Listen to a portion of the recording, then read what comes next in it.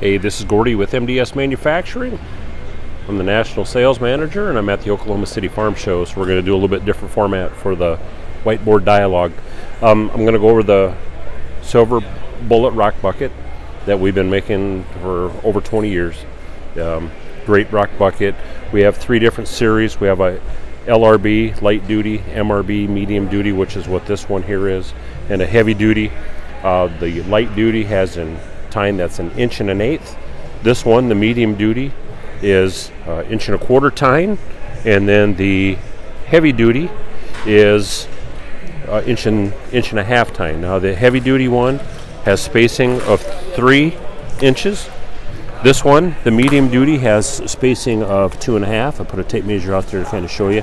And then the LRB has, light duty, has spacing of 1.75 inches.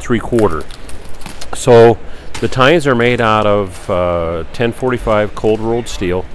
I could wow you with what little I know as a Google trained metallurgist, but just go ahead and do yourself some diligence and look up what 1045 cold rolled steel is. What I can tell you is that the workability and the machinability is very good with 1045.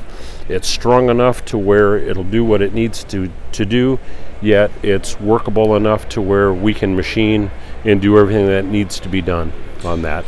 So the rock bucket is considered a rock gathering tool, all right, which means don't pry.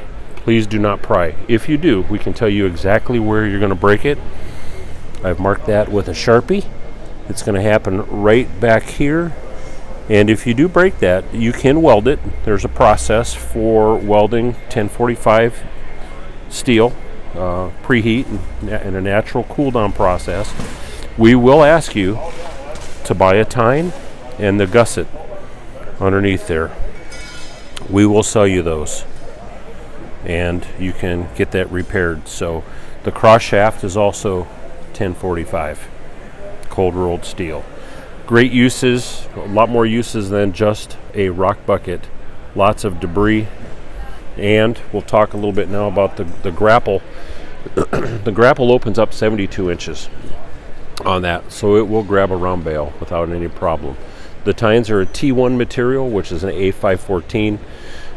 Again, the yield strength on the tines is very high, especially at this thickness. Again, ask you to go just research T1 so you can have a better understanding of what it is and why we use it. I can tell you that the 6 years that I've been with MDS, I've seen one tine bend, and that guy says he couldn't bend it back. So, oh, and here's a novel idea: grease fittings.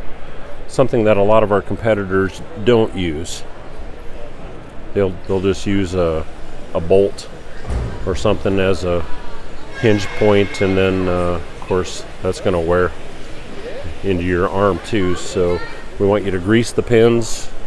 We use Monarch cylinders. We use Monarch cylinders for all of our anything hydraulic that we need. We put a shield on the top to protect the fittings, sheathed hose kit, so that if you do blow a hose, you know, all of the oil is going to stay inside the sheath, and you know, oil gets hot, so you don't have to worry about getting blasted with hot oil.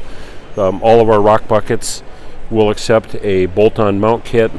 For the skid steer, you can also get a weld-on, but for the shows, I bring one that's bolted on so that I can show people how the bolt-on process works. So there's over 85 different bolt-on mount kits that you can get for the rock bucket as well.